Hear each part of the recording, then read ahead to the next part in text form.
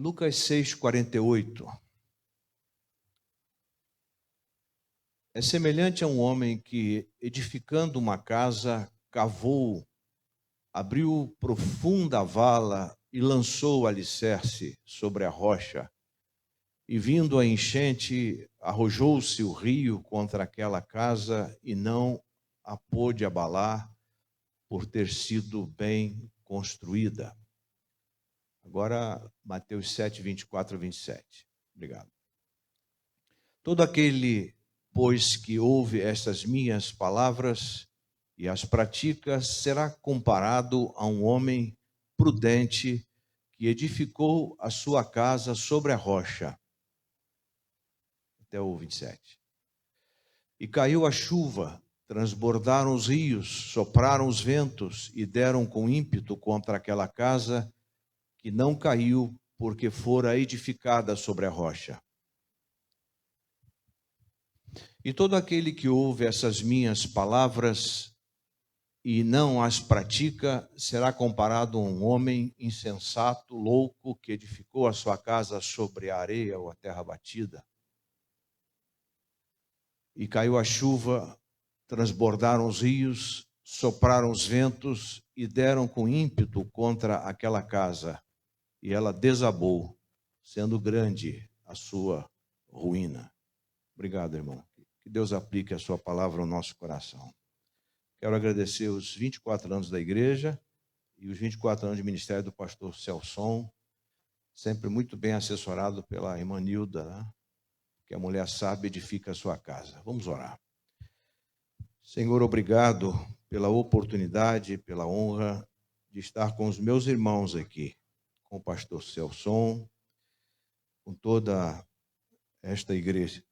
Te agradecemos o privilégio e a honra de sermos o corpo vivo de Cristo, membros uns dos outros, coluna e firmeza da verdade. Nesses dias tão cinzentos, tão difíceis, que a igreja, ó Deus, seja firme e constante, sempre abundante na obra do Senhor, sabendo que o trabalho do Senhor não é vão. Que cada membro desta igreja esteja firmado na rocha que é Cristo, rocha inamovível, inabalável, porque o Senhor Jesus Cristo, Ele é antes de todas as coisas e nele tudo subsiste. Muito obrigado por nos brindar com a tua presença augusta e santa. Continue abençoando o ministério do pastor Celson. Ó Deus, a esta igreja, obrigado pelo capricho dos irmãos, pela busca da excelência e pela fidelidade à tua palavra. Muito obrigado. Continuas conosco, unja-me, habilita-me a ministrar a tua palavra nesta preciosa manhã, porque por cima dessas nuvens espessas está o céu azul e o sol brilha em todo o seu fulgor. Que nós possamos olhar sempre para Jesus, o autor e o consumador da fé. Em nome de quem nós oramos e agradecemos. Amém. Amém. Meus amados irmãos, eu queria falar sobre areia versus rocha. Onde nossas famílias estão firmadas, onde as nossas igrejas, especialmente esta igreja, nesta manhã, está firmada. Em que estamos construindo nossas famílias nesses dias tão difíceis? Na areia batida ou na rocha? Como temos lidado com as escrituras sagradas? Ouvindo e não praticando, ou ouvindo e praticando? Temos vivido um tempo, meus irmãos, de dispersão, de desatenção, alienação e insensibilidade em relação à revelação de Deus, em relação à igreja de Jesus. Temos investido mais tempo nas redes sociais, no celular, no WhatsApp, do que das coisas espirituais. E os resultados têm sido catastróficos, especialmente nesse tempo de pós-pandemia. Então eu queria considerar esse assunto com os irmãos, baseado no texto belíssimo do Senhor Jesus Cristo, no seu ensino do Sermão do Monte. Me permite uma dica, pastor Celson? Eu gosto, vez por outra, de orar no Sermão do Monte. Queria dar essa dica para os irmãos orarem na palavra, orarem no Sermão do Monte, Mateus 5, 6 e 7. Porque esse aqui é o final do Sermão do Monte, né, praticamente. Qual a diferença entre construir o alicerce das nossas famílias, a diferença sobre a areia, terra batida ou na rocha? Existe uma diferença gigantesca. Primeiro que aquele que constrói sobre a terra batida é insensato. O que constrói sobre a rocha é sábio. Então eu vou citar aqui construir sobre a areia e depois sobre a rocha. Quem constrói sobre a areia tem estabilidade. Quem constrói sobre a rocha, estabilidade. Insegurança, segurança. Não resistência, resistência. Incredulidade, fé. O homem ou a mulher nunca rompe de fato com o pecado ou põe de lado o espírito mundano ele simplesmente, na verdade, nunca se apropria de Cristo, nunca toma a sua cruz, é apenas ouvinte, nada mais. Esse que vive na incredulidade constrói sua casa sobre a terra. Agora, aquele que vive pela fé constrói a sua casa sobre a rocha. Quem constrói sobre a areia desonra a Deus. Quem constrói a sua vida sobre a areia desonra a Deus. Sua família sobre a areia desonra a Deus. E quem constrói na rocha honra a Deus. Agora, como ouvimos a palavra de Deus, meus irmãos? Como nós ouvimos? De que maneira ouvimos a palavra de Deus? Com atenção, com foco ou desatenção, dispersão? Jesus usou esses dois exemplos contrastantes de maneira muito clara. Areia versus rocha. Um autor inglês chamado F.B. Meyer, ele diz que não é apenas crer acerca de Cristo, como alguém distante, mas precisamos crer nele, ou seja, ter intimidade com ele, viver nele, obedecer. Se os irmãos fizerem uma leitura do texto de João 15, de 1 a 11, os irmãos verão que em 11 versos, o verbo permanecer aparece 12 vezes. É impressionante como Jesus enfatizou a ideia o ensino de permanecer. Sejam quais forem as circunstâncias na vida, na sua família, na sua vida pessoal, nós devemos permanecer em Cristo. Hoje eu não estou bem emocionalmente, permaneço. Amanhã eu estou bem emocionalmente, permaneço. Se eu tenho uma enfermidade hoje, permaneço. Se eu estou bem, não tenho essa enfermidade, permaneço. Sejam quais forem as circunstâncias. Precisamos achegar-nos para Ele como pedra viva, que é assim nos tornar também pedras vivas. Somos pedras vivas porque viemos da pedra viva que é Cristo. Está lá em 1 Pedro 2, 4 a 8. Precisamos não apenas ouvi-lo, mas também obedecer-lhe.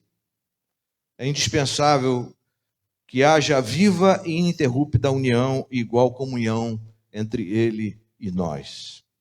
Irmãos, nós enfrentamos o perigo de a palavra de Deus só estar em nossa mente, numa visão platônica, e não chegar ao coração, na prática. O verbo praticar no original tem um sentido muito rico, significa fazer uma obra, fazer o melhor, construir bem. E eu gosto muito de Isaías 43:10, que usa ali 3 verbos. O profeta fala da parte de Deus ao povo, para que saibais, creiais e entendais que eu sou o Senhor. Isso significa que eu preciso ter o conhecimento, eu vou conhecer, aí vou exercer a minha fé, e aí eu vou ter o entendimento e, consequentemente, praticar. Então eu preciso saber, eu preciso crer, eu preciso entender para agradar a Deus. Um autor nos alerta de que a nossa filiação coloca sobre nós a séria responsabilidade de garantir aquilo que sabemos e dizemos está sendo traduzido no que fazemos.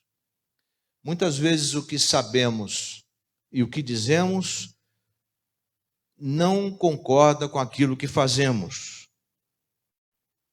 Nós dizemos, falamos da palavra de Deus, mas ela não é real na nossa vida. Isso é possível. A rocha sobre a areia. O sábio constrói sobre a rocha, sobre alicerce firme. O tolo, o louco, por sua vez, constrói sobre a areia, o chão batido. Lembra daquele chão lá no interior? Que as pessoas vão caminhando, vão fazendo aquele caminho, aquele chão batido. Tem pessoas que constroem isso sobre esse chão. A tempestade revelará a verdade. Veremos o que significa o senhorio do homem ou o senhorio de Cristo. Dwight Pentecost diz algo que me impressiona. É fácil construir sobre areia, porque o preparo do alicerce é fácil. Mas cavar na rocha para fazer um alicerce seguro é de fato difícil. As pessoas querem estar na zona de conforto, no politicamente correto. Não assumem a sua postura de fé, as suas convicções. Os seres humanos sempre são tentados a tomar o caminho fácil, seguir o modo cômodo, desdenhar o labor necessário e alicerçar a vida para o tempo, para a eternidade sobre a rocha. Esse é o nosso desafio nesta manhã e sempre. A doutrina dos fariseus era areia movediça, um fundamento inseguro para a vida presente, para a vida vindoura ou futura. Uma coisa é ouvir o evangelho e seguir a vida fundado em si mesmo,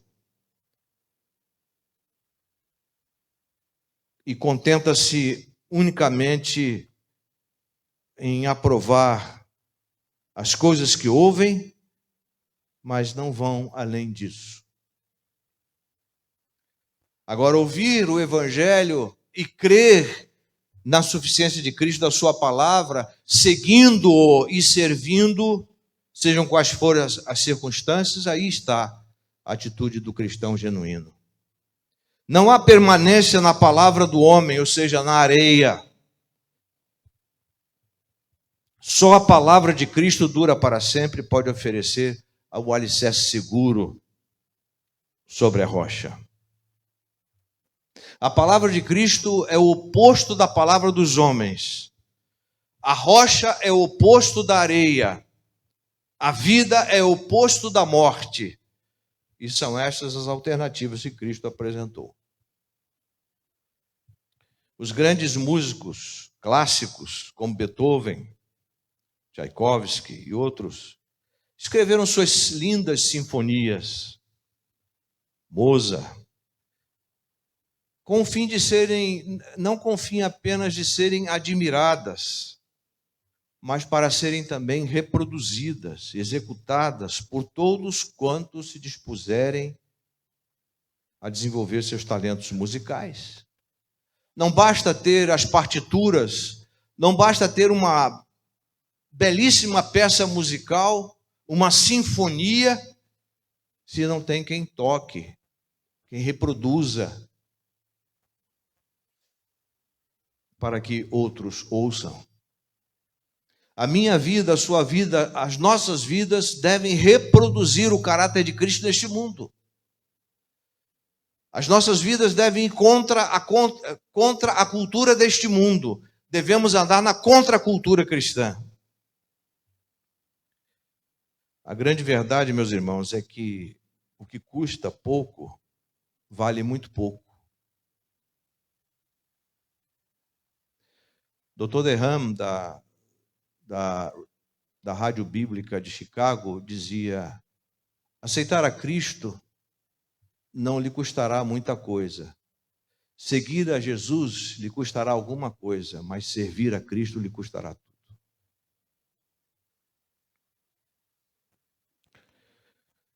Nós vivemos um contexto cinzento, nebuloso. E nós temos alguns inimigos da família. Eu quero citá-los aqui. E o tema da igreja é bastante sugestivo e até propositivo, porque fala das falsas doutrinas que estão surgindo. E tem alguns inimigos da família que eu quero citar aqui, não vou ter tempo para falar com profundidade sobre todos eles. Primeiro é o relativismo ético-moral. O certo virou errado e vice-versa. A mentira, repetida muitas vezes, como disse alguém, vira verdade. Nós temos também outro inimigo da família, do crente, da igreja, que é o imperativo da lei dos sentimentos como padrão pessoal e coletivo. Para muitos neste mundo, que vivem debaixo do sistema chamado mundo, o sentir é o padrão aferidor de fazer ou não fazer. Eu estou sentindo a presença de Deus. Meu irmão, minha irmã, a presença de Deus não se sente, se crê.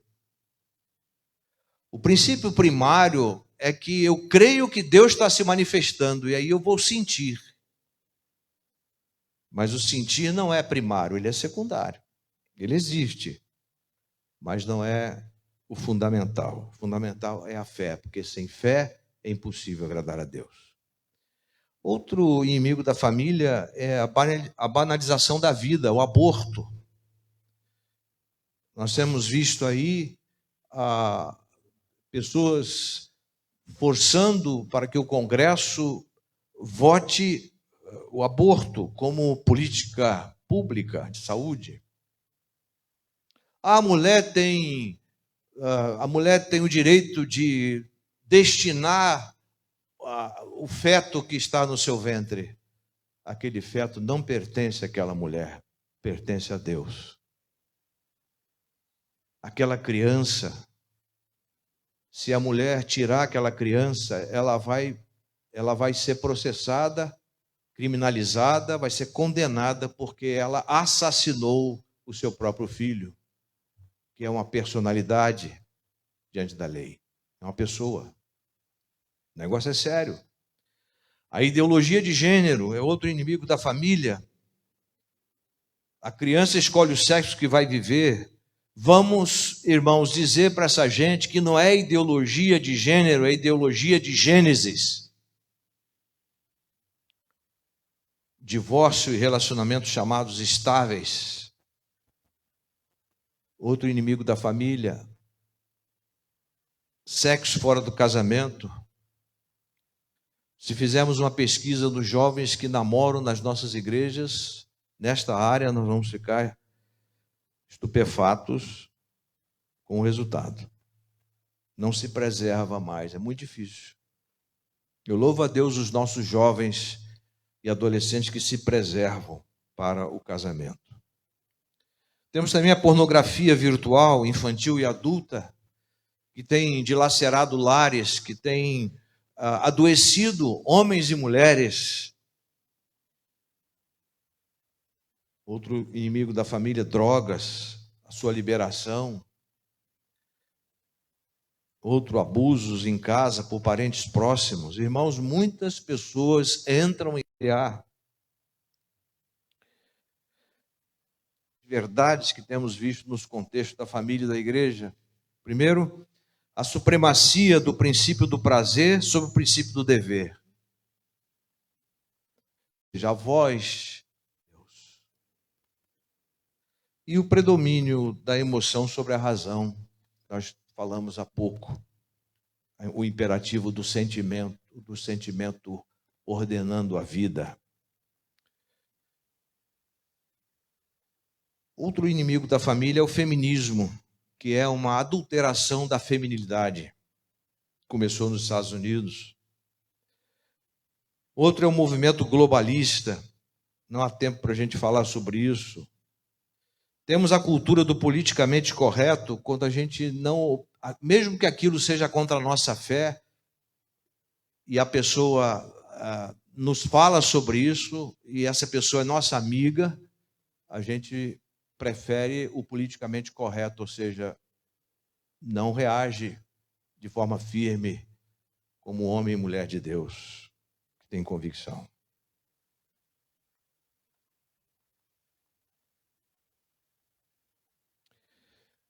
A gente não tem coragem de dizer, eu não concordo com o que você está falando. Meus irmãos, alguém disse que eu não estou muito preocupado com o grito dos maus, mas com o silêncio dos bons. Tem muita gente silenciosa diante das aberrações que este mundo tem falado, para não comprometer as amizades.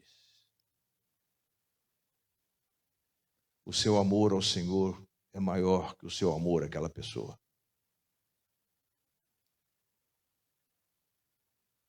Porque amar a Deus é o primeiro mandamento. Amar a Deus de todo o coração, alma, entendimento, com todas as forças. E depois ao próximo como a si mesmo. Você e eu não nos pertencemos, pertencemos a Ele. Somos dele por direito de criação e por direito de redenção. E temos que pagar o preço.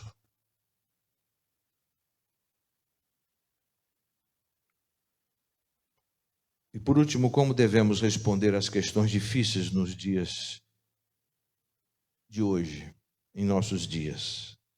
Há 4 prioridades para a vida da família. Está lá em 1 Tessalonicenses 2, de 1 a 13. Primeiro é ter base bíblica. Nós temos que ter base bíblica. Eu não vou perguntar aqui, eu não vou pedir para levantar a mão. Quantos de vocês já leram a Bíblia toda pelo menos uma vez? Nós temos muitos analfabetos bíblicos em nossas igrejas.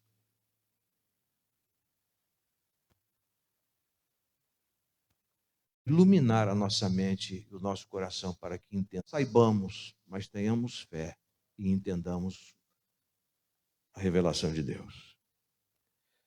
Então, para enfrentar tudo que nós estamos vendo aí, nós precisamos estar na rocha que é Cristo. E essa rocha é constituída, primeiro, de ter base bíblica.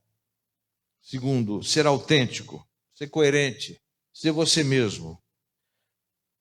As pessoas autênticas desfrutam mais da vida que as outras pessoas, porque não carregam sobre si a culpa da hipocrisia e da falta de dizer quem é e em quem crê. O mundo estimula a sermos atores e atrizes, mas o Senhor Jesus nos estimula para que sejamos nós mesmos reais em Cristo. Ser cheio de graça, espírito tolerante e cheio de amor. Espírito tolerante não significa ser conivente com o erro. Eu tenho que amar o pecador, mas odiar o pecado. E por último, ter realidade. Aqui é a ligação direta entre pregar e viver. A mensagem do apóstolo Paulo sempre tem um timbre de realidade, como está aqui em 1 Tessalonicenses. Alguém colocou magistralmente essa questão da seguinte maneira: na questão da realidade. Vivemos a realidade. Aliás, eu tenho aprendido, quando eu estava no ministério, pastor, eu era muito ansioso. Era muito ansioso.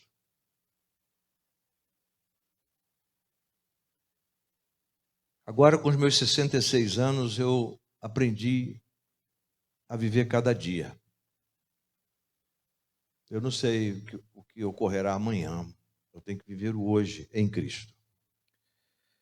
E quando fala de realidade, alguém colocou lá um homem chamado George MacLeod, colocou no ponto focal de um boletim do Seminário Teológico Batista Conservador de Denver, no Colorado, a seguinte palavra, o seguinte poema, né? Simplesmente proponho que a cruz seja erguida de novo no centro de um mercado, bem como nas torres da igreja. Estou invocando o fato de que Jesus não foi crucificado numa catedral entre duas velas, mas numa cruz entre dois ladrões, na boca do lixo da cidade, porque foi fora da cidade. Numa encruzilhada política tão cosmopolita, que tiveram de escrever o título dele em hebraico, latim e grego. E num lugar onde os cínicos soltam suas obscenidades, e os ladrões praguejam e soldados jogam. E como foi ali que ele morreu, é ali que os discípulos de Cristo devem estar. E é por ali que a igreja deve estar. Meus irmãos, a parábola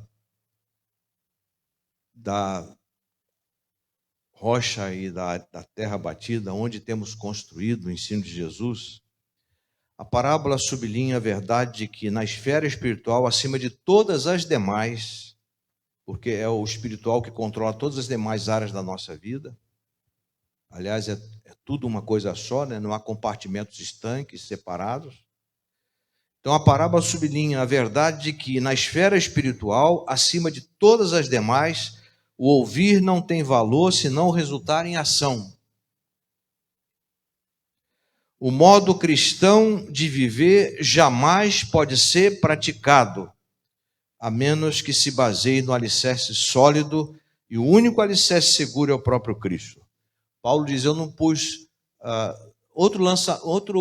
eu não lancei o meu alicerce sobre outro fundamento, senão Jesus Cristo, e este crucificado, 1 Coríntios 3,11.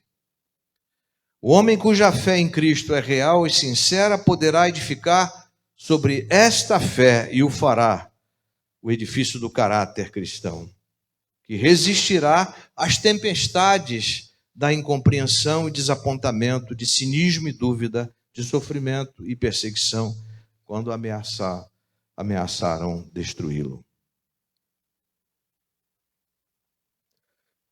Eu quero concluir.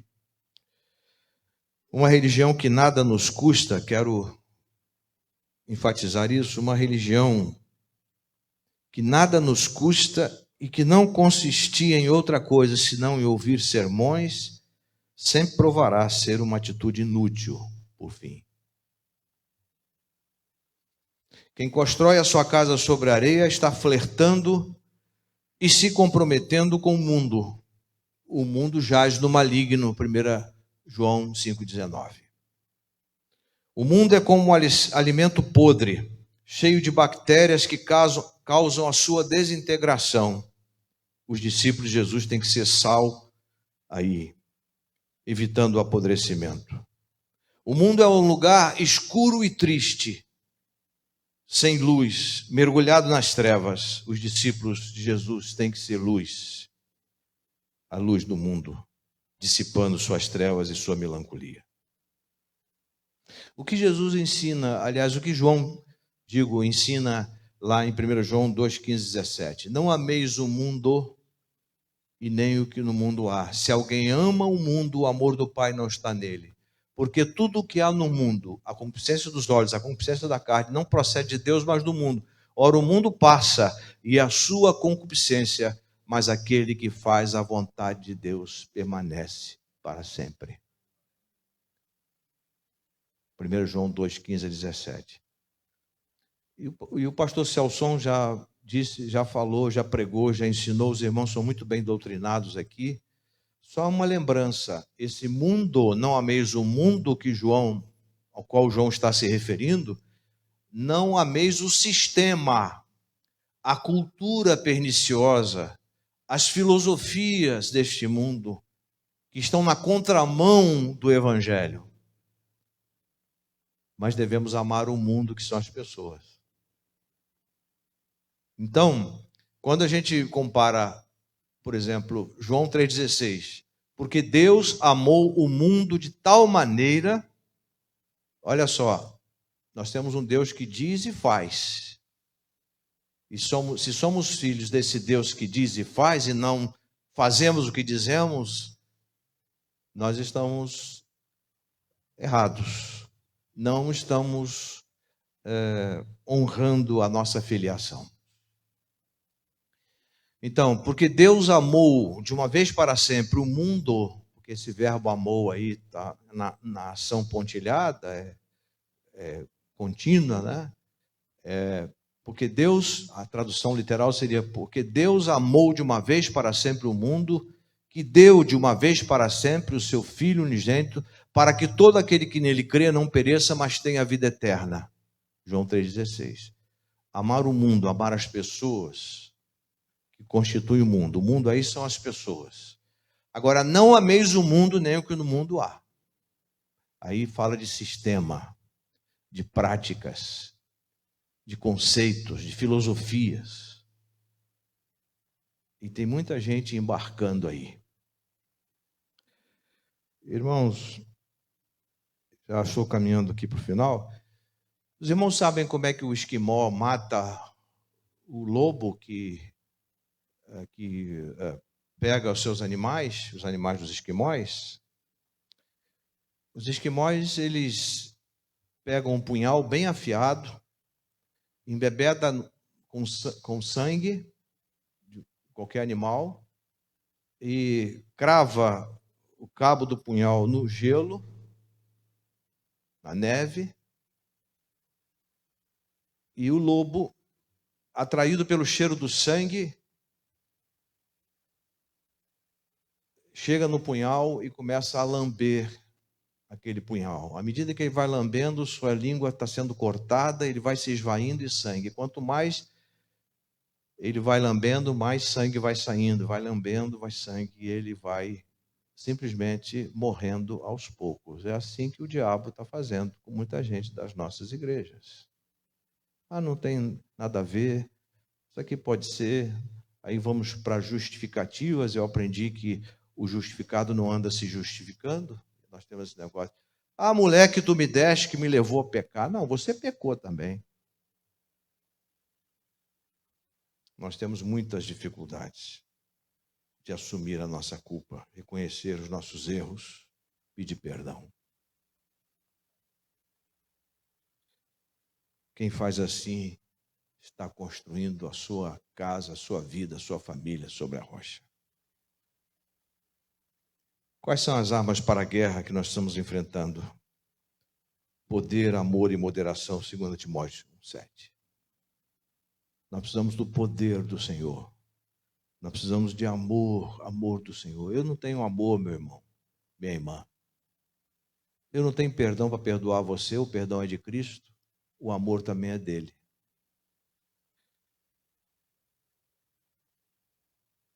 E moderação. Nesse mundo louco, precisamos de equilíbrio. Como pessoas e famílias de Cristo, devemos estabelecer essas prioridades, fundamentar-nos em bases sólidas, ou seja, precisamos ser bíblicos, aplicar a vida às verdades das Escrituras, sermos autênticos, cultivar uma atitude compassiva, sermos cheios de graça e permanecer atualizado, sempre em dia com os fatos, ter realidade. É triste o crente que não lê somente a Bíblia. É triste o crente que não lê literatura tão boa para ajudar na sua formação. Porque o pastor não pode aqui do púlpito dar tudo que os irmãos precisam. Então os irmãos precisam somente ler a Bíblia, ler livros indicados por ele e ter a humildade para aprender. A palavra que Jesus tem proferido aqui, meus irmãos, essa mesma palavra nos julgará no último dia. Em que base a sua vida está sendo construída, meu irmão, minha irmã? Na areia ou na rocha? Na terra batida ou ressecada ou na rocha? E quando vierem as tempestades na sua vida, como temos enfrentado lá em casa, como é que vai ser?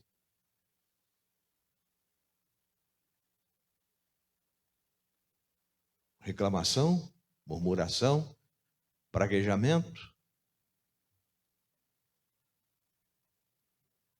ou gratidão a Deus, louvor a Deus?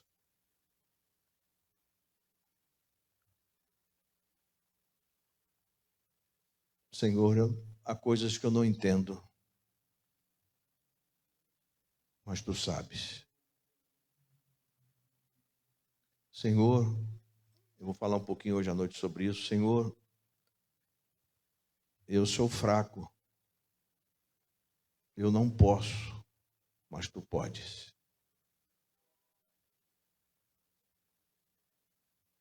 Meu irmão, minha irmã, construir a vida, a família, a igreja sobre a rocha é uma das coisas mais extraordinárias. E Deus tem sempre o extraordinário para nós. Ser ordinário, ordinário é construir a casa sobre a terra batida, ressecada, que não tem firmeza. O justo por sua fé viverá. E fé na suficiência de Cristo, a nossa rocha incomparável, insubstituível, inamovível.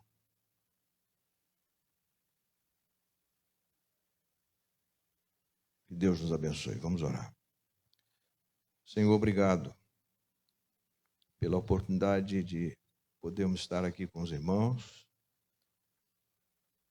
Tu has de trazer logo mais os que hão de crer, hão de olhar para Jesus, o autor e consumador da fé, a nossa rocha incomparável, inamovível. Obrigado porque as nossas vidas estão firmes nele, nesses dias tão difíceis. Nenhum de nós foi enganado, enganada com o tempo que temos vivido, porque a tua palavra já diz. Mas que respondamos esse tempo conforme a tua palavra. Obrigado pela vida do pastor Celção e todos os seus e toda a sua liderança, toda a igreja. Em nome de Jesus. Amém.